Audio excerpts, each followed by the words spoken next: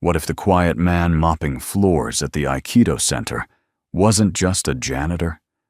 What if the 8th Dan billionaire black belt who challenged him was the one about to be disarmed, not by force, but by something far deeper? If stories about healing, quiet strength, and unexpected human connection move you, you're in the right place. Consider subscribing so we can keep bringing you stories that stay in your heart long after they end. Now, let's begin.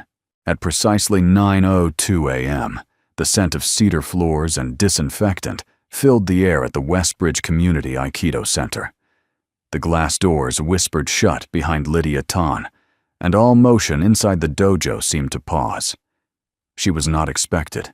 She never announced visits. She preferred to observe when no one was trying to impress her.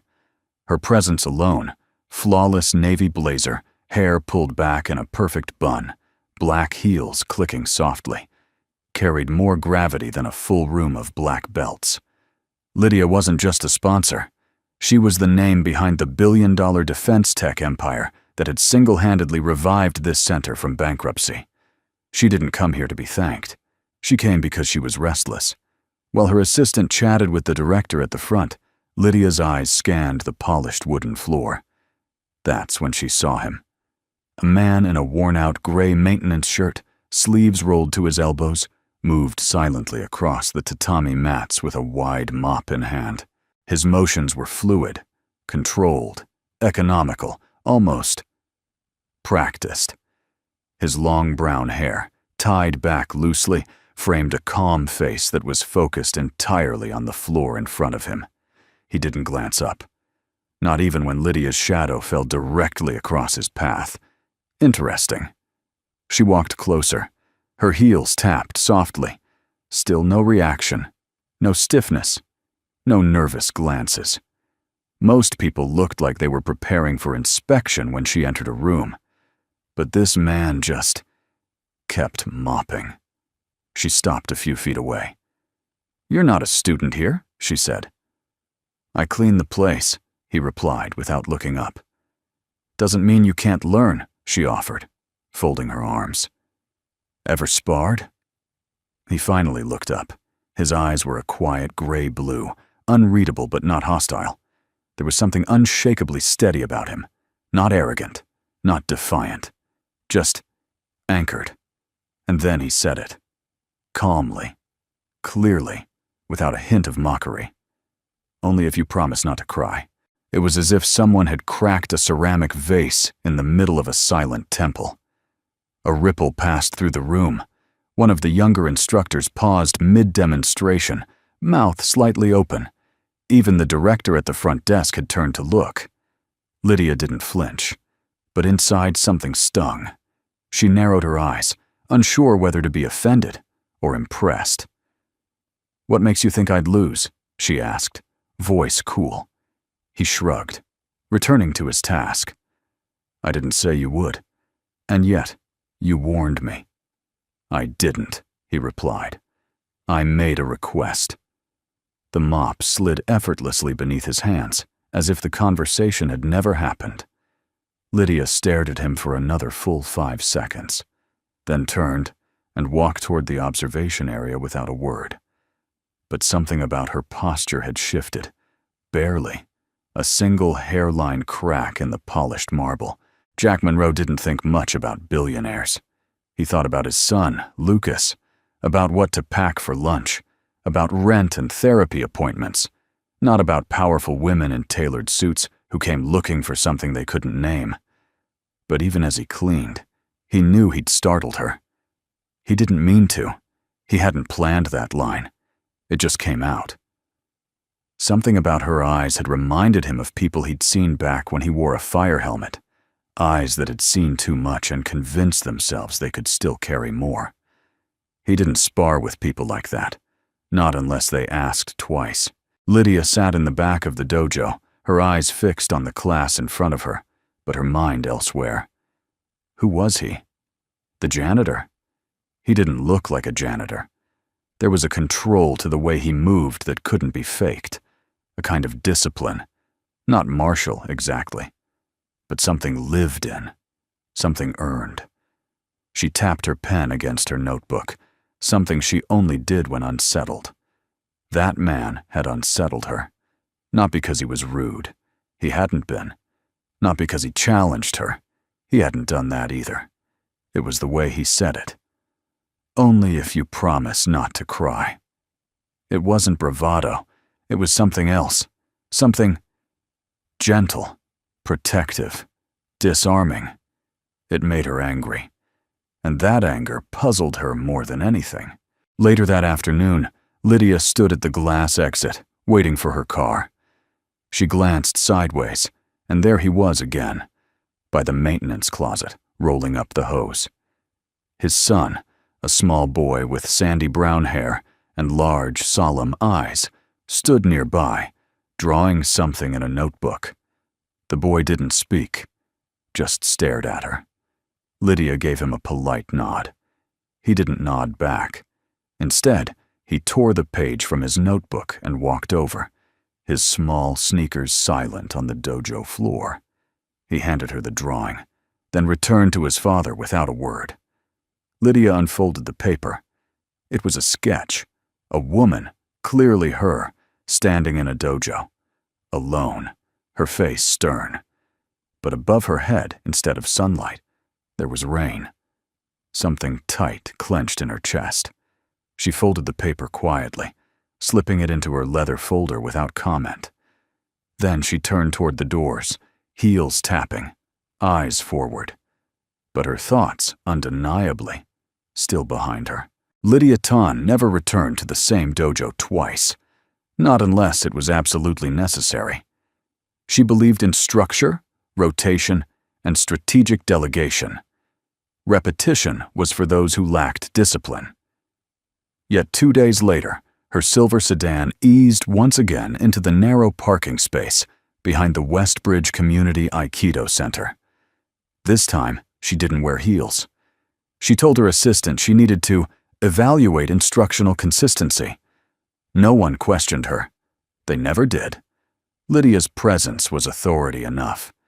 But deep down, she wasn't there for policy. She was there for the janitor.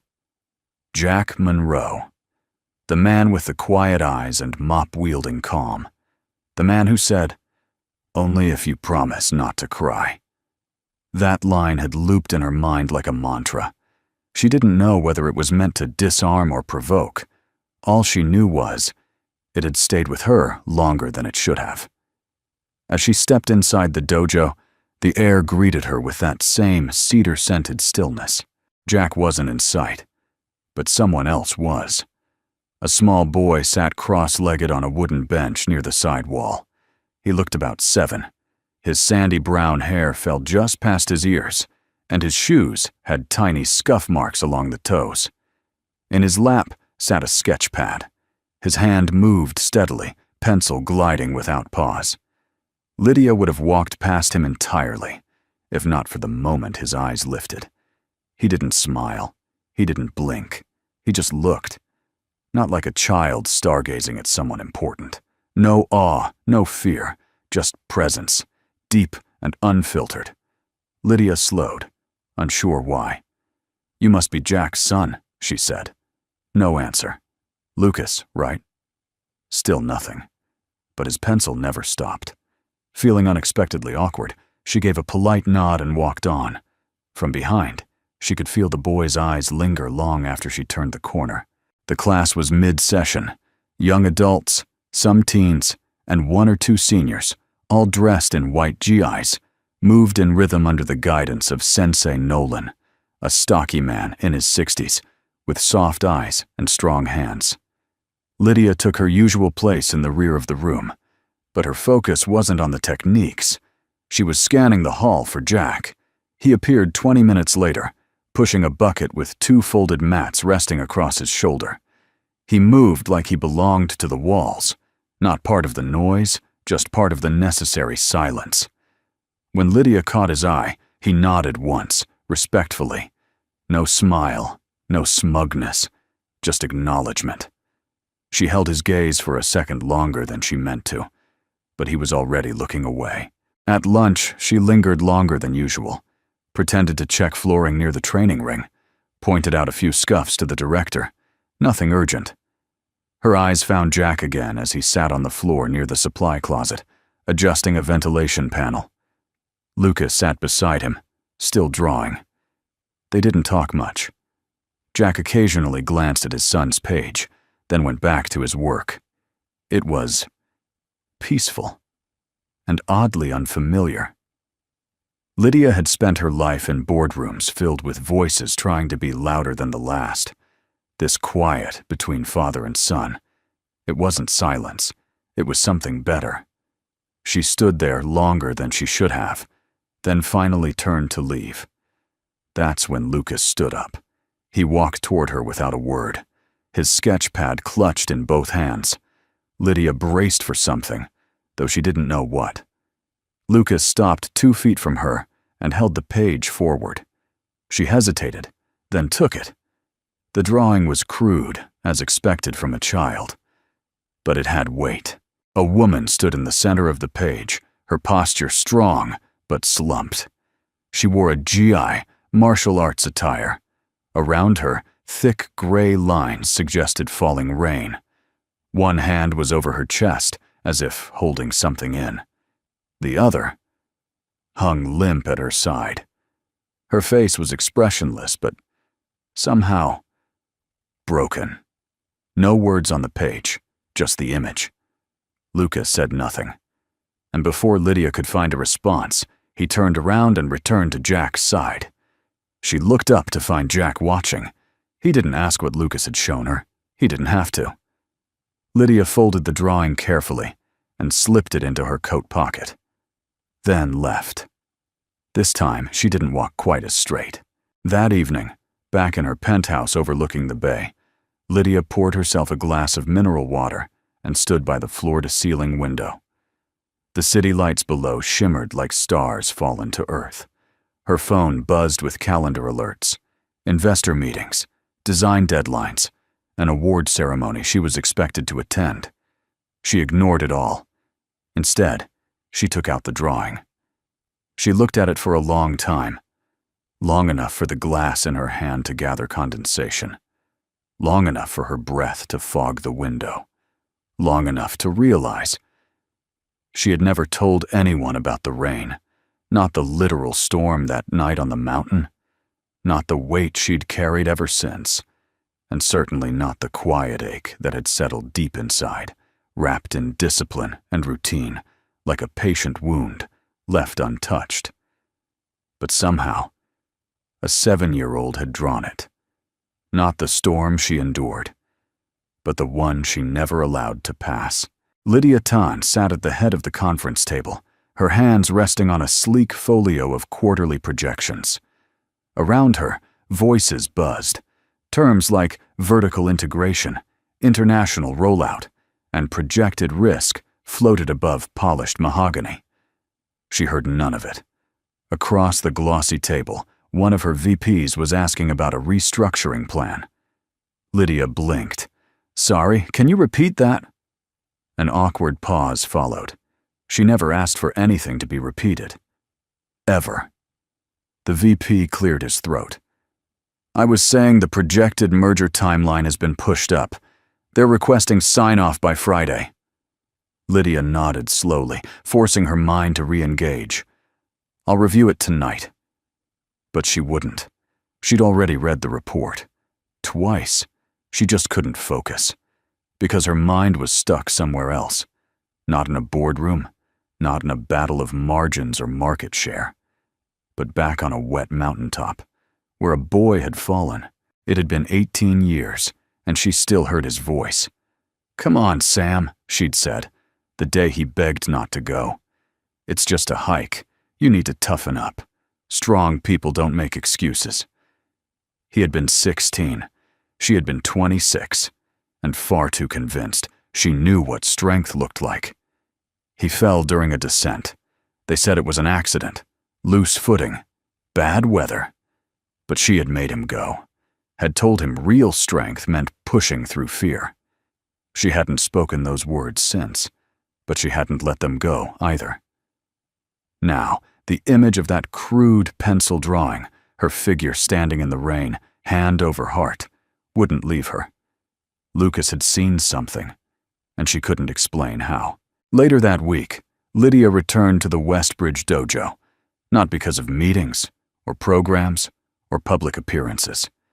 She came because she needed quiet. She found Jack in the equipment room, fixing the latch on a sliding panel with a flathead screwdriver. Lucas sat on the floor nearby, humming softly as he sketched. Lydia lingered by the doorway. Jack looked up. "Didn't think you'd be back so soon." She offered a dry smile. "I don't always plan these visits. Sometimes I just show up." Jack wiped his hands on a cloth. "That explains the heels last time." Lydia chuckled, a sound that startled even herself. She took a step inside. "Can I ask you something?" she said. Jack nodded. "What did you do before this?" His eyes held hers for a moment. Then he spoke, quietly. "Firefighter. For 12 years. She blinked. "Really?" "Station 37. I left 5 years ago." "What happened?" His jaw tensed slightly, but not from anger. It was the kind of stillness that came from holding something with care. "My wife," he said. "Apartment fire. Structural collapse." Lydia didn't speak. He continued, voice even. "I was first on scene. Couldn't get to her in time." Something inside her paused. "I'm sorry," she said, and meant it. Jack nodded, accepting the words without needing to thank her for them. For a moment, the silence between them felt less like emptiness and more like understanding. Then Jack added, "After that, I couldn't walk into another burning building. But I still needed to show up for someone. So I found floors to clean, lights to fix, and a boy who still needed breakfast every morning." He looked over at Lucas, who was now curled up on the mat, still sketching. Lydia asked, "Do you ever miss it? The adrenaline, the purpose?"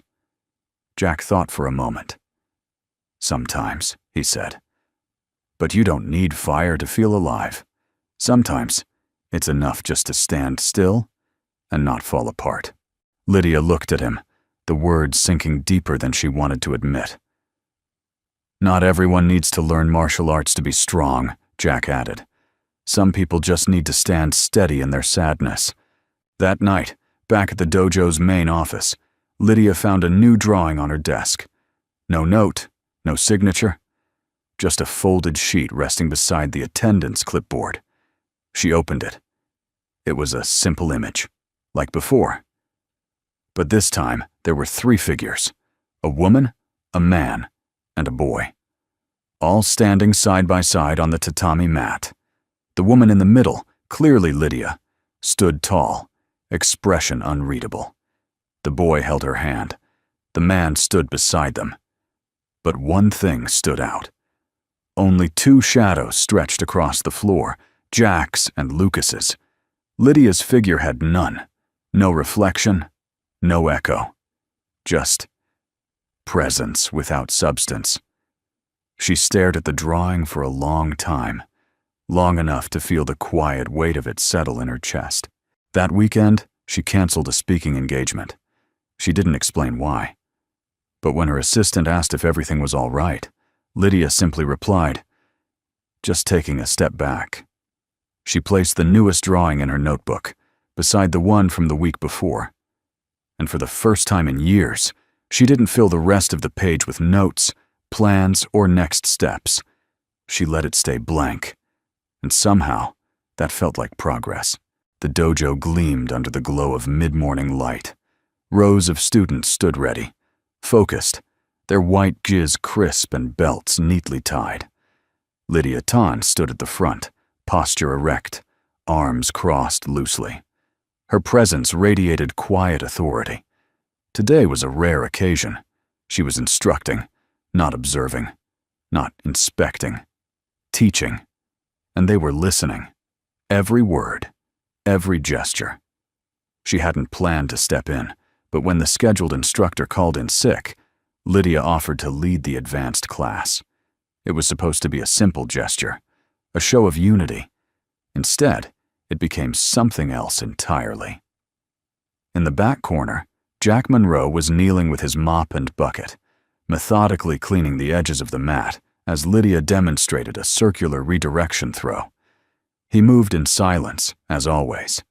He didn't look up when she demonstrated a pivot, didn't flinch when her voice echoed across the room. But someone else did. Sensei Hartwell, one of the older instructors, a visiting black belt from a nearby affiliate, had been invited to observe. Stocky, loud, and proud of his lineage, he didn't believe in gentle forms of discipline. He watched Jack for a moment with clear disdain, arms folded tightly across his chest. Then he leaned in and whispered to Lydia, just loud enough for others nearby to hear. A janitor mopping the mats during a master's lesson. Not exactly the discipline I remember from real dojos. Lydia didn't respond. She caught Jack's eyes flicker up for the briefest moment. He heard it. No doubt. The air shifted, subtle but real. Students felt it, even if they didn't understand why. Jack paused, set his mop aside, rose to his feet. Everyone looked over, unsure what would happen. He didn't raise his voice, didn't challenge anyone. He simply bowed slightly toward Sensei Hartwell and said, "I'm here to mop floors, not egos." A stunned silence followed. Even Hartwell had no snappy reply. Jack returned to his work without fanfare. But Lydia? She didn't miss a beat. She turned back to the class and said, "Again, let's repeat the blend from the second grab." And they moved. But inside, her thoughts were still with Jack. Later that afternoon, after the students had cleared out and chatter died down, Lydia remained alone in the dojo. She stood by the window, arms folded. The light outside was fading, casting long golden beams across the polished tatami. Then she walked to the corner, picked up the mop Jack had left by the wall, and began to clean. One stripe at a time, back and forth. The motion felt grounding, like returning to something older than thought. She wasn't thinking about optics, or hierarchy, or what people would say if they saw her, Aikido master and billionaire, cleaning the very floor she once funded. She was thinking about dignity, and how some people wore it in silence rather than stitching it to their uniforms. The doors of the dojo were locked. The building was empty. Lydia moved quietly, alone, just her and the mop, and the fading sound of breath. When she finished, she leaned the mop against the wall and stood in the middle of the room, still in her GI, sweat on her brow. She felt strangely calm. Then she noticed it, a small, folded crane resting gently on her right shoe. She bent down and picked it up, fingers carefully unfolding the delicate wings.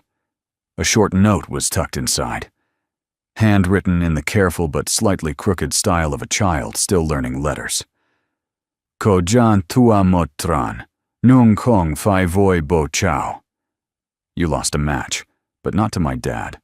Her heart paused. The simplicity of it, the clarity. Lucas had been there, watching, always watching. He'd seen something even the adults missed. She hadn't lost control. She hadn't lost face. She had lost to the kind of strength no belt could measure. That night, back at her penthouse, Lydia stared at the crane sitting beside the others on her bookshelf. There were 3 now. 3 silent messages. 3 mirrors. And in each of them, a truth she'd been avoiding. She could disarm an opponent in under 3 seconds. She could negotiate military contracts worth hundreds of millions. She could speak 5 languages and lecture on the philosophy of flow. But she couldn't explain why a janitor's quiet dignity left her feeling exposed, or why his child's honesty landed deeper than any compliment she'd received in years. She poured herself a glass of water, turned down the lights, and sat in stillness. She didn't cry, but she let herself feel it. And that, for Lydia Tan, was far more rare. The early afternoon sun filtered softly through the high windows of the dojo, casting long, golden rectangles across the mat. Lydia stood with her arms crossed, watching a small group of children stumble through basic Aikido footwork. They were a mix of backgrounds, some neurodiverse, others dealing with emotional trauma, a few simply shy or withdrawn. None of them moved with confidence. Their steps were hesitant, their posture curled inward, as though afraid to take up space. The lead instructor was doing his best, patient, composed, but it was clear. The kids weren't connecting. Lydia frowned. Then her eyes shifted to the far wall, where Jack was kneeling beside a loose board, screwing it back into place. Lucas sat cross-legged nearby, drawing as always. Jack had a calmness that didn't fade, even when others faltered. There was no urgency in him, no tension, just presence. She turned back to the children, watching one boy hesitate before taking a step, then freeze altogether. The instructor gently corrected him, but the boy just stood there, head down. That was it. Lydia crossed the mat and approached Jack, her voice low but clear. "Can I speak with you?" Jack looked up, mildly surprised.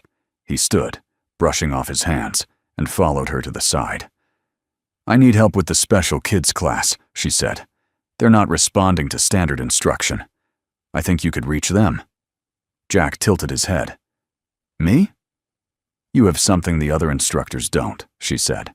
"You don't push. You listen. You wait. That matters with children like these." Jack looked over at the group, now clumsily practicing roles under the instructor's guidance. "I don't know," he said slowly. "I'm not a teacher." Lydia raised an eyebrow. "You teach your son." Jack gave a faint smile. "That's different." She stepped closer. "You have a gift, Jack. I'm asking you seriously." His eyes softened, but his voice remained steady. "I'm not good at teaching how to strike or throw," he said. "I just know how to get up when the world falls apart." The words hit her harder than she expected. Lydia took a breath. "And maybe that's exactly what they need." Jack shook his head gently. "I fix things, Lydia. Floors, doors, sinks. I'm not qualified to teach in a place like this." His tone wasn't defensive. It wasn't dismissive. It was simply final. But Lydia felt it like rejection. Her shoulders tensed. Her voice lost some of its polish. "You think I would have asked if I didn't believe in you?" she said. "Or is it that you're afraid to be seen doing something that matters?" Jack's jaw tightened, but not in anger, more like sadness. "Some things," he said quietly, "don't need to be seen to matter." She stared at him, unsure what she was more upset about, his humility or her own pride being bruised. Before she could speak again, a small hand slipped into hers. She looked down. Lucas. He had approached without a sound, his sketch pad tucked under one arm. He didn't say anything at first, just looked up at her with those wide, unblinking eyes. Then, softly, "Bo chao dai gioi lam," he whispered. "Chi la ngoi lon kong etoi." My dad teaches well. Grown-ups just don't listen. Lydia swallowed. The words were simple, but they didn't feel small. They felt earned.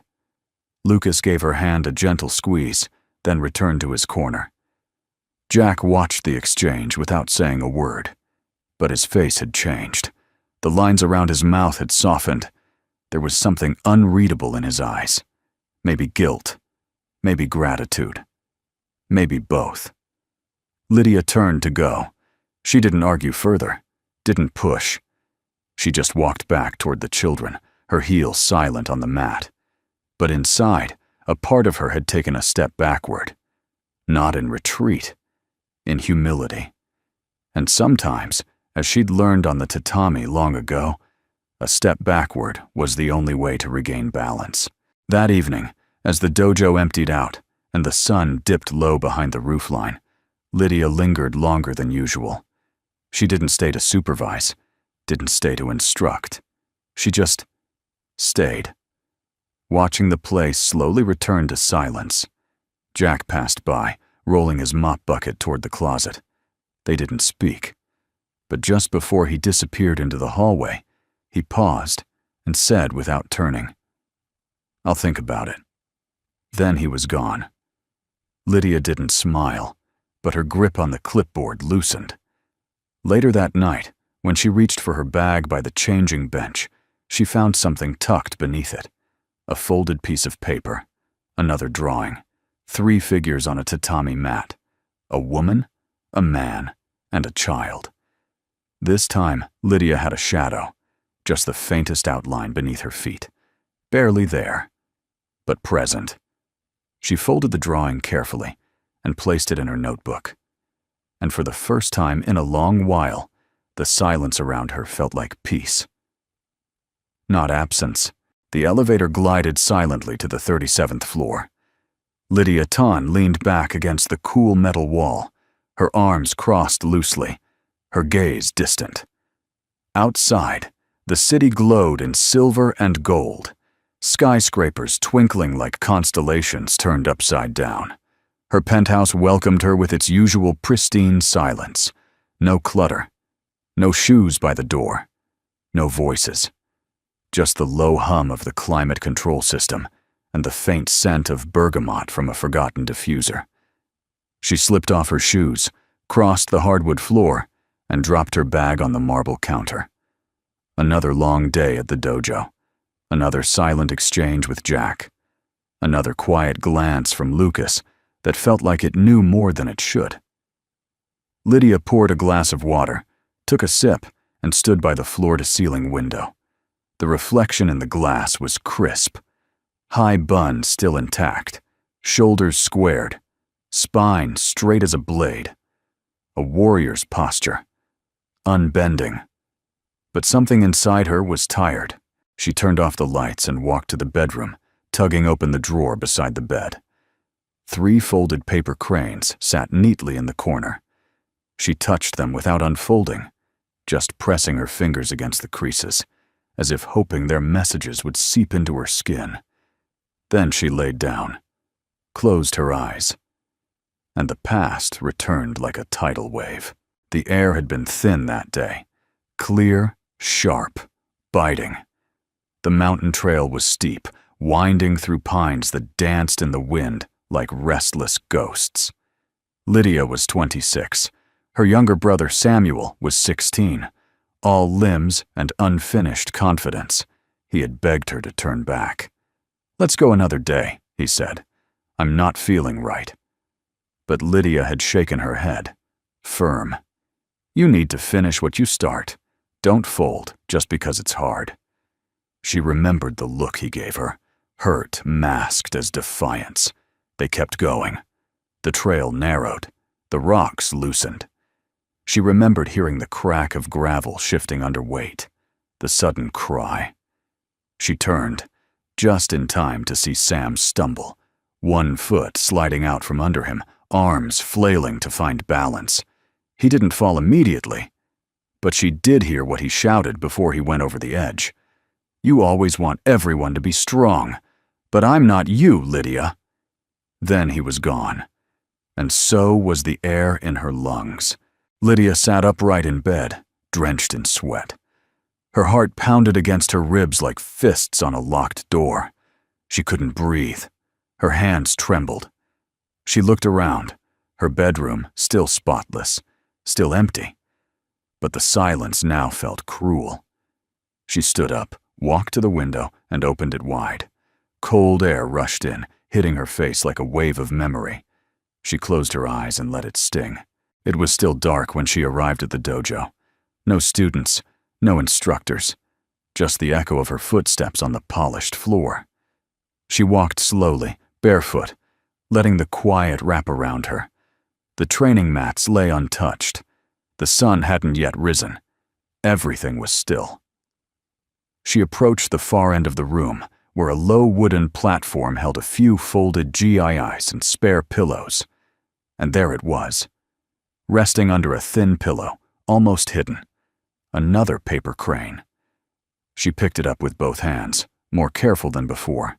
It was pale blue this time. Unfolded, the writing was clear and precise, as if the child had taken extra time with every letter. Ko kong kan man hon, ko chi kan tha tu. You don't need to be stronger. You just need to forgive. Lydia sat down on the edge of the platform, crane in hand. Her fingers curled around the thin paper. She looked around the room, empty, yet somehow not alone, and for the first time in years, she whispered aloud, "I'm sorry, Sam." It wasn't loud. It wasn't dramatic, but it was real. A beginning. She didn't cry. Not yet. But something in her softened, just enough for the tears to know they were welcome, when they were ready. She placed the crane gently beside her on the platform and stayed there until the first student arrived, wondering why the mats already smelled like someone had been there. Breathing. That evening, Lydia returned home and placed the fourth crane next to the others. She stood there a long time, watching them. 4 small paper birds, each folded by tiny hands, carrying words heavier than most adults dared to speak. Words that disarmed her more effectively than any technique. She wasn't ready to share her story with Jack. Not yet. But maybe, just maybe, she was beginning to understand why he carried himself the way he did. Not to impress. Not to win. But to stand. When others couldn't, the air in the dojo was too still. Lydia stood at the front of the class, arms rigid at her sides, eyes narrowed on a teenage student who was frozen mid-movement. His stance was off, weight too far back, wrist bent incorrectly, feet unbalanced. She had corrected him twice already. But the boy hesitated again, his eyes flickering with uncertainty. "No," Lydia said, sharper than usual. "Reset." The student tried, fumbled, his shoulder hunched, as if bracing for impact that never came. "You're anticipating," she snapped. "That's not what Aikido is. You're not here to flinch. You're here to listen, to feel." Again. The room was quiet. No one moved. Even the other students had begun to shrink slightly, sensing something rising beneath Lydia's voice. The boy tried again. This time, his foot slid on the mat. He stumbled forward. That was it. Lydia's voice cut through the air like a whip. "Stop!" The sound bounced off the walls, far louder than she intended. Her breath caught. Her pulse thudded against her collarbone. Everyone in the room froze. No one dared meet her eyes. The teenager lowered his head, shame flooding his posture. Lydia's chest rose and fell. She had never raised her voice like that in a class before. Not once. She opened her mouth to speak, to soften the moment. But the words wouldn't come. Her throat had tightened. Her own discipline had betrayed her. And then, from the entrance of the dojo, came a voice. Low, steady, unapologetically kind. "Hinnu hom nai san kong kan lao nua." It seems like the floor doesn't need cleaning today. Lydia turned her head sharply. Jack stood by the doorway, holding a cloth in one hand, mop in the other. He bowed his head gently, then added, almost as an afterthought, "It's already crying." The silence that followed was not the same kind of silence from earlier. This one was softer, heavier. It pressed on the walls, the breath in every chest. Lydia looked at him, really looked at him, and for the first time in a long while she felt exposed. She didn't feel attacked. She didn't feel challenged. She just felt seen. The teenage boy stood frozen in place. The rest of the class didn't know what to do. Lydia's authority had never cracked before. But Jack didn't gloat. He didn't lecture. He just turned and quietly walked back into the hallway. Lydia stood in the center of the room, not moving. Her hands were shaking. No one noticed that part. She didn't say another word.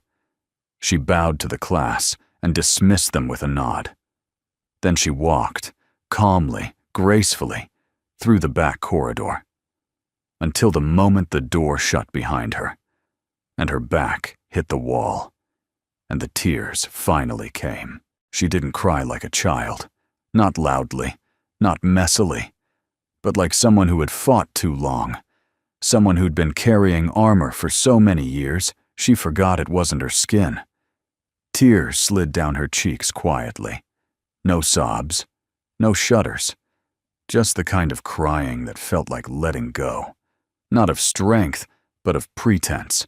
She stayed in that hallway for a long time, listening to the distant shuffle of shoes, the echo of someone practicing falls, the hum of the building exhaling its daily breath.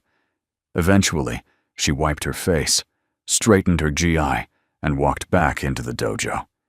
Empty now. The floor shone under the light, not because it had been cleaned, but because no one dared disturb it again. She walked across the tatami slowly, removed her sandals, let her bare feet touch the surface. She bowed at the center. This time, not as a master, just as someone still learning. That evening, Lydia didn't go straight home. She stayed behind, sitting alone on the edge of the mat, staring at the wall where the calligraphy scroll hung, one that read, Ki wa nagare. Energy must flow. She remembered saying that once to a student who froze mid-technique. She'd said it like a mantra, but today, she had been the one who froze, the one who struck, not flowed. She reached into her pocket and pulled out the latest crane. This one had been left in her locker.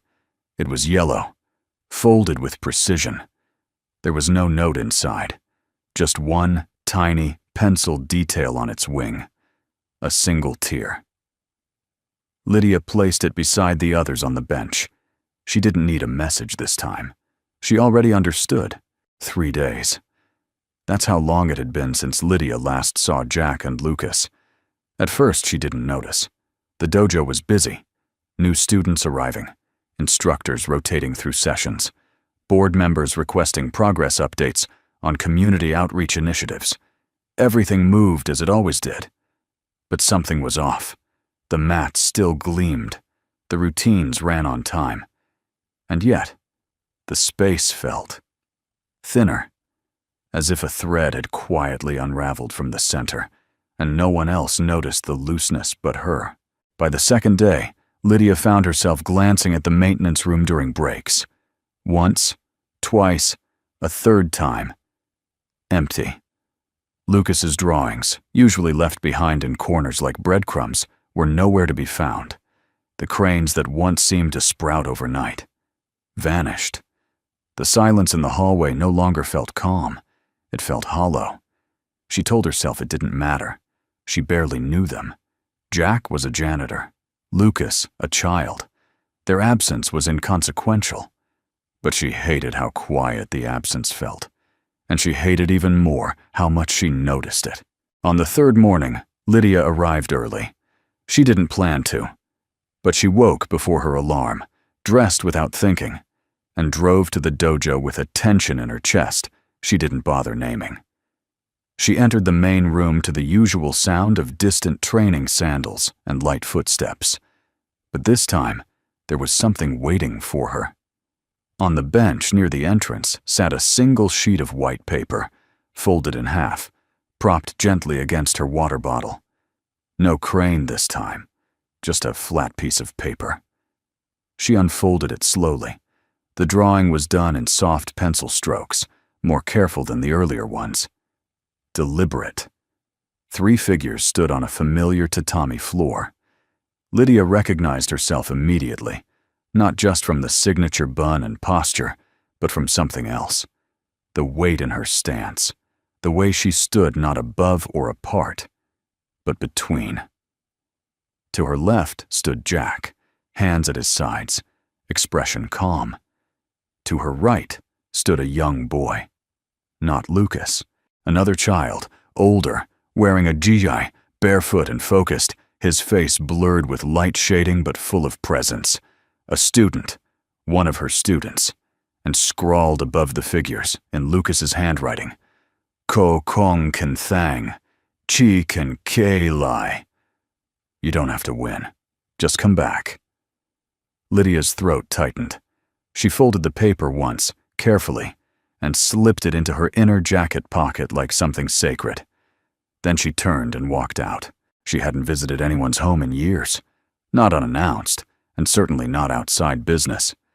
But 15 minutes later, she was standing outside a modest brownstone tucked into a quiet neighborhood, with tall trees and peeling paint on the fences. Jack's truck was parked in the driveway. She knocked once. Jack opened the door, surprised but not startled. He didn't say anything, just waited. Lucas stood behind him, half hidden, clutching a juice box. Lydia reached into her bag, pulled out a single sheet of paper, and placed it in Jack's hands. He opened it. It was a completed application form, already signed. Request to assist in special training sessions, community children's program. Under desired role, she had simply written, assistant instructor, volunteer. Jack looked up at her. Lydia didn't smile with her mouth, not yet. But something in her face softened, cheeks relaxing, eyes warm for the first time in years. And then, slowly, she smiled. Genuine. Small. Undeniable. Jack folded the paper gently. You sure? He asked. She nodded. I don't need to lead. I just want to stand where it matters. From behind him, Lucas stepped forward. He handed Lydia a folded piece of yellow paper. Not a crane, just a folded square. When she opened it, inside was a message written in big block letters. This is the part where you bow. Lydia laughed. Really laughed. It was awkward, sudden, like a sound she hadn't used in years. But it was hers. She bowed, playfully, imperfectly, and Lucas beamed. Jack stepped aside, holding the door open. I think, he said, we can make room. Lydia walked through the doorway without another word. And for the first time in longer than she could remember, she didn't feel like she had to prove anything to enter a room. That evening, they stood on the tatami mats, 3 figures, 2 adults, and 1 child, preparing the space for the next day's children's class. No formal introductions, no declarations, just quiet preparation. At one point, Lydia knelt down beside Lucas while he organized small practice pads. She asked softly, "Who was the boy in the drawing?" Lucas didn't look up. Just said, "Someone waiting for you to come back." Lydia didn't ask anything more. Some techniques she was learning didn't need to be explained. They only needed to be felt. No belts, no titles, no applause. That was the agreement. When Lydia stepped back onto the mat, it wasn't as Sensei Tan, the 8th Dan black belt, the head of the board, the cold, immovable force of discipline and control. It was simply Lydia. She wore a plain white jai, no insignia, no rank, and for the first time in her adult life, she wasn't teaching. She was learning. Jack stood at the center of the dojo, waiting. He didn't bow first. He waited for her to choose the pace. She did. Slowly. Lydia's first weeks back on the mat felt like learning how to breathe underwater. Every instinct told her to control, to instruct, to correct. But Jack said little. Instead, he showed her how to listen, how to feel the subtle shifts in posture before a move even began, how to notice a student's hesitation in the shoulders, not the hands, how to respond not to the technique, but to the emotion behind it. One day, Jack said while gently redirecting her attempt at a wrist lock, "Aikido isn't about where the body is, it's about where the fear is." Lydia blinked and nodded. Lucas began staying longer after classes. He didn't speak much still, but he smiled more. He laughed when Lydia clumsily slipped during an evasive roll and landed flat on her back. She pretended to be annoyed, but her grin gave her away. One afternoon, Lucas placed a paper cup on Lydia's head when she was meditating. When she opened her eyes, he whispered, "If you move too fast, it spills." Lydia had no idea where the boy learned these things, but something about his gentle mischief, his quiet confidence, it grounded her, reminded her that strength wasn't always silent.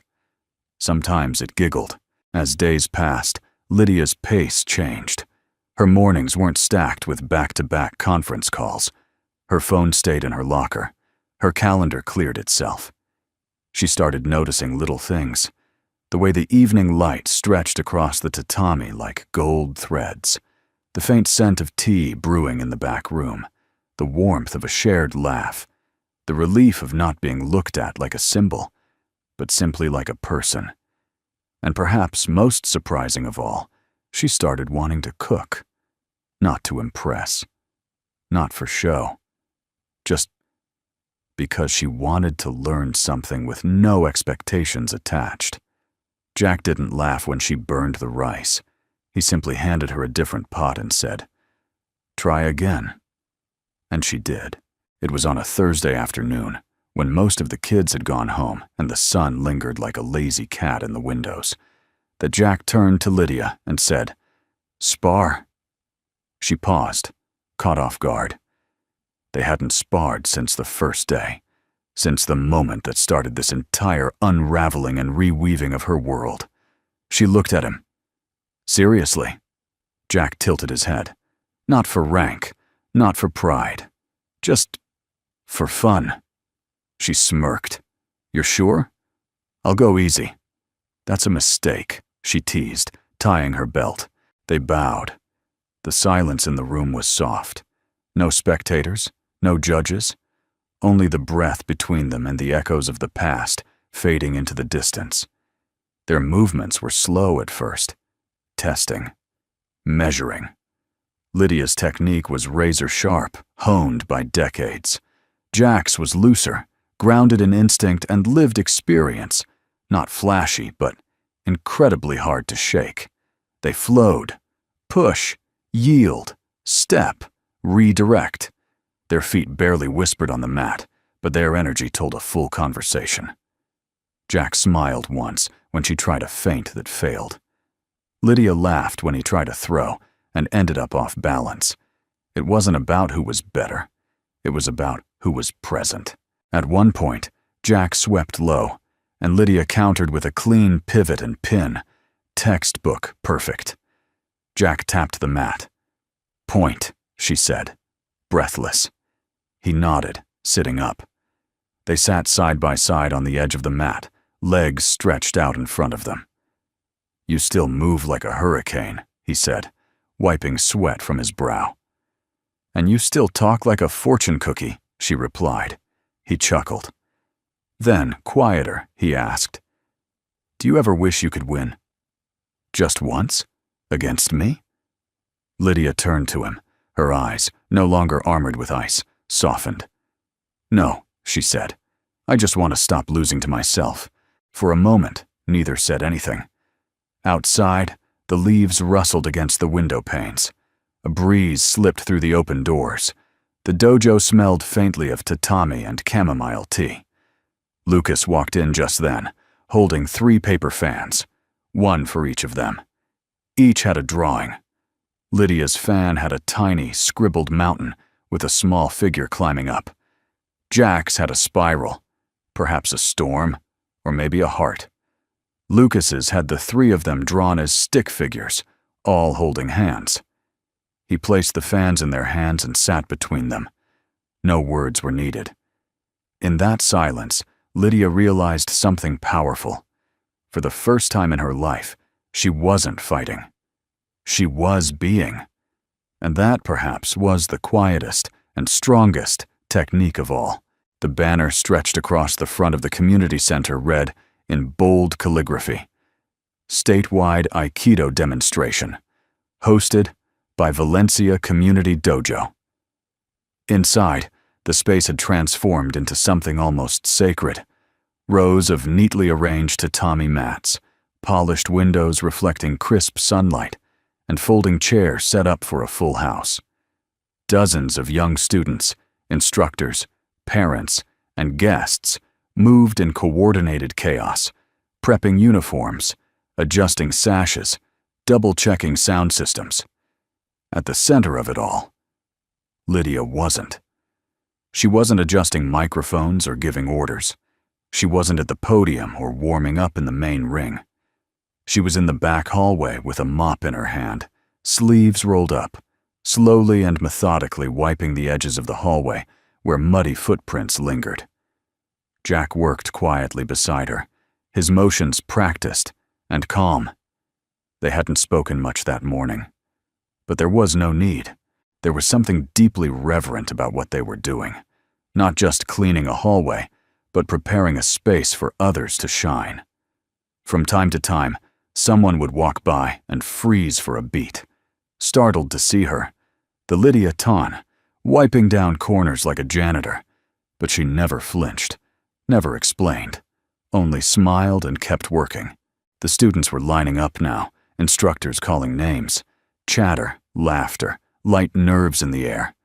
The media was here too, local press, bloggers, a few martial arts publications. Lydia was supposed to open the event, speak as the host, and then do a short kata demonstration. It had been on the schedule for weeks, but this morning she asked for her name to be removed. "Are you sure?" the event coordinator had whispered, stunned. Lydia had nodded, tying her hair back. "Let the students take the stage. I'd rather be of use where no one's looking." Backstage, Jack noticed the faint lines on her forehead tighten as the opening drum began. "You okay?" he asked gently, wringing out a cloth. She nodded. "Yeah, just feels strange." "Strange not to be in control?" he teased lightly. She smirked. Strange to finally not need to be. They paused, listening to the rising cheers from the main room. Then Jack said, "You ever think maybe the most powerful move in Aikido isn't a throw?" She looked at him, curious. He continued, "Maybe it's the bow." Lydia raised an eyebrow. "You mean the greeting?" He shook his head. "Not the one people can see."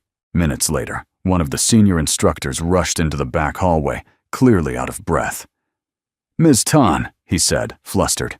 "Everyone's asking where you are. The board is here, the reporters. They're going to think—" Lydia stopped him with a calm, unhurried glance. "I know what they'll think," she said, placing the mop back in its bucket. He hesitated. "So, you're really not going out there? Not even for a bow?" She stepped toward him and smiled gently. Not with superiority, but with something softer. Something almost maternal. "I will bow," she said. "Just not where the cameras can see it." Later that afternoon, when the last round of applause echoed through the rafters and the crowd spilled out into the late autumn sun, a woman from the press cornered her near the storage room. "Ms. Tahn," she asked, recorder already on. "Some say your absence on stage means you're stepping back. Others wonder if it's because of the rumors you've softened." Lydia tilted her head. "Softened?" The woman chuckled awkwardly. "Well, you've always been this fierce symbol of excellence, of strength. Some are saying you've lost your edge." Lydia looked past her for a moment, toward the mat where 2 7-year-olds were practicing break falls, toward the wall where Lucas had hung his latest crayon poster. Aikido is when your heart listens before your hands move. Then she turned back to the reporter and answered quietly, "This is the first time in my life I've bowed, and not felt ashamed." The reporter blinked, confused. "Ashamed?" Lydia didn't clarify. She didn't need to. That evening, when the last chair was folded, the last trophy handed out, and the center emptied to only a few staff cleaning up, Lydia found herself again with a mop. Jack was drying mats, whistling softly under his breath. Lucas was drawing in the corner, humming. Lydia paused her work and asked, "Did you ever imagine your son would be the one who sees through everything?" Jack looked over at Lucas and smiled. "He's got eyes that don't just look, they understand." Lydia nodded slowly. "I used to think I was the strong one in my family," she said. But the truth is, I spent most of my life afraid of what would happen if I ever stopped winning. Jack leaned on the mop handle beside her. And now? She looked up at the banner still hanging from the ceiling, wrinkled, slightly crooked, but proud. Now I want to teach others how to stop fearing that too. As they prepared to leave for the night, Lydia turned to Jack one last time and said, "You know, I think you were right." He raised an eyebrow. "About what?" She smiled. "The invisible bow. It's the hardest one." Jack chuckled, tossing his towel over his shoulder. "But also the most honest." They turned out the lights together, and for the first time, Lydia walked away from the mat, not as someone who had stepped down, but as someone who had finally stepped in. The dojo was quiet that morning. No students yet. No clashing feet on tatami. No sounds of practice swords slicing the air. Just sunlight, spilling like liquid gold across the mat, and the faint creak of the door opening. Lydia stepped in. She wore a plain white jai. No belt. No insignia. No titles. Just fabric and breath and the sound of her own footsteps. Her hair was tied simply. Her face calm. Not the face of the undefeated fighter, or the CEO who silenced boardrooms with a stare, but the woman beneath it all, one who had finally stopped running from herself. At the far end of the mat stood Jack. Beside him, Lucas held something in his small hands, clutching it as if it were made of glass. They both turned as Lydia approached. She stopped just before them. And then, she bowed. Low, deep, unhurried. A bow not from pride or from habit, but from something more sacred. From humility, from understanding, from a kind of strength no dojo ever taught. When she rose, Lucas stepped forward and placed something gently into her palm. A crane. Soft white paper, carefully folded, the edges worn from being held for too long.